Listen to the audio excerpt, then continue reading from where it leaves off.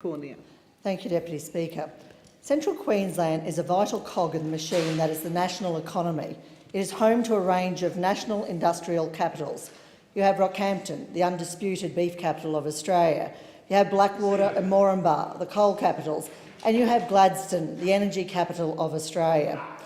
Living in such close proximity and being responsible for those who work within these industries gives one a particularly privileged and detailed understanding of the industries that quite literally keep the lights on and the wheels turning.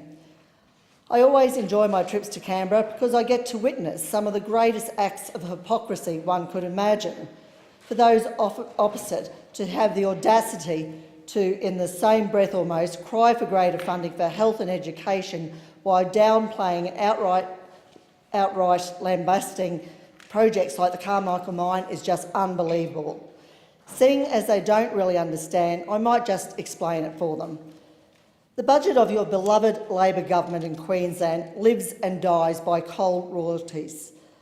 Just last year, Queensland Treasurer Curtis Pitt recorded a budget surplus because of coal royalties boosting to $3 billion. The Queensland government is dependent on mining royalties to keep their record-breaking program of hiring public servants going, and without said royalties would be forced to face the dire consequences of their drunken sail at spending spree.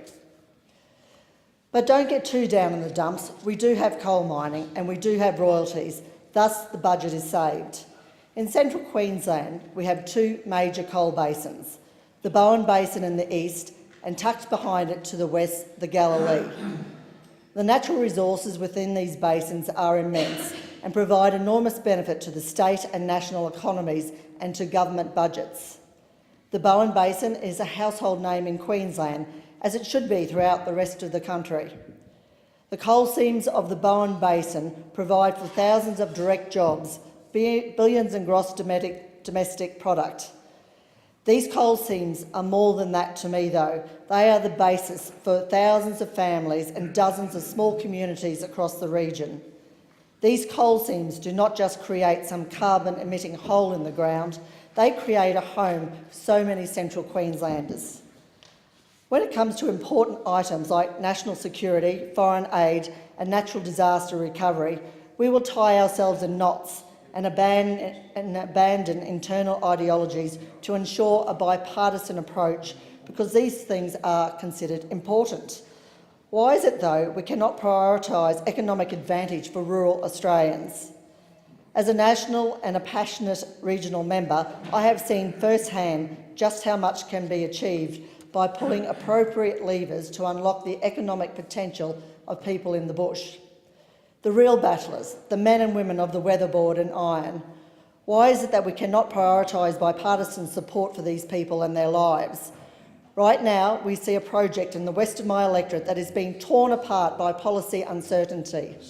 The Adani Carmichael Mine project has suffered at the hands of policy redirection, particularly most recently with the Labor state government deciding to veto a NAIF loan they applied for. We now have the federal opposition leader gallivanting around the countryside, undermining one of this country's great economic development opportunities just to try and win a few extra votes in the Batman by-election. I have a message for the sellouts opposite. Get on board and help us provide some certainty and hope to the men and women of rural Queensland, people who just want to get them and their families ahead, to give their kids a better, more prosperous future than they themselves enjoy. People who the Labor Party used to be about. These are the people who want to get a chance at a better life through the development of the Galilee Basin. These are the people we should be fighting for by not pillaring a project that has all the approvals it requires, more than any mine in our history, and is already employing hundreds of central Queenslanders for preliminary works. So I say to those opposite, go to towns like Clermont and Alpha, where the project is already having a positive effect, and tell them they don't deserve a job. Tell them while you sip on your coal-powered soy latte that their jobs are somehow immoral and must end. I know you won't, because you know that to do so would be hugely offensive. Continuing the same line in Parliament or in Batman is no different. If you don't have the guts to say it to their face, don't say it in this place. Bipartisanship is reserved for important issues what could be more important than the economic development of our region.